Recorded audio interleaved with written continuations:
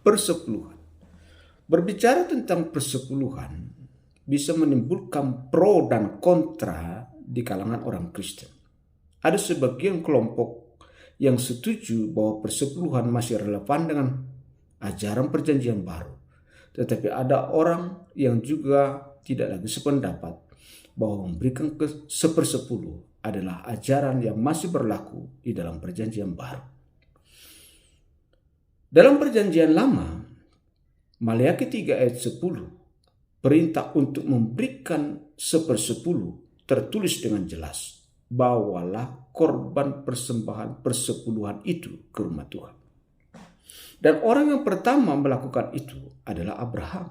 Dia memberikan sepersepuluh.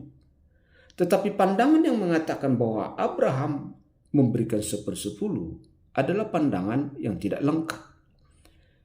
Karena Abraham tidak berhenti hanya memberikan sepersepuluh. Pada puncak keimanannya, Kejadian pasal 22, dia memberikan Ishak sebagai persembahan kepada Tuhan. Memberikan Ishak kepada Tuhan adalah suatu perbuatan yang menunjukkan puncak keimanan. Segalanya adalah lebih mudah bagi Abraham memberikan dirinya dan seluruh hartanya daripada memberikan Ishak.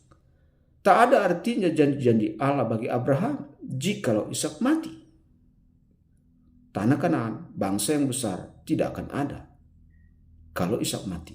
Jadi ketika Abraham memberikan Ishak, dia sudah mencapai puncak daripada keimanan. Dimulai pada 1/10, tetapi di puncak keimanannya memberikan Ishak.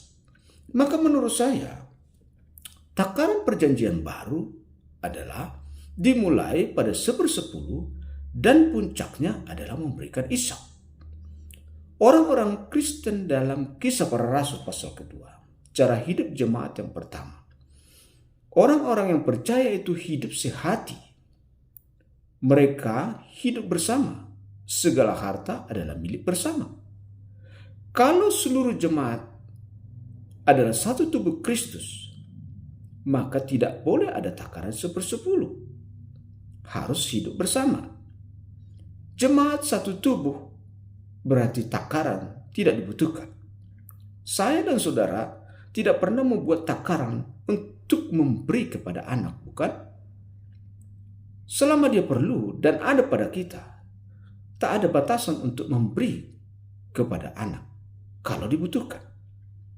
Dengan demikian, kalau semua orang percaya adalah satu tubuh Kristus, seharusnya tak ada takaran untuk memberi. Janda miskin itu memberikan seluruh hartanya. Persembahkanlah seluruh hidupmu kepada Tuhan. Iman yang sempurna adalah iman yang berani mempertaruhkan, menyerahkan nyawanya.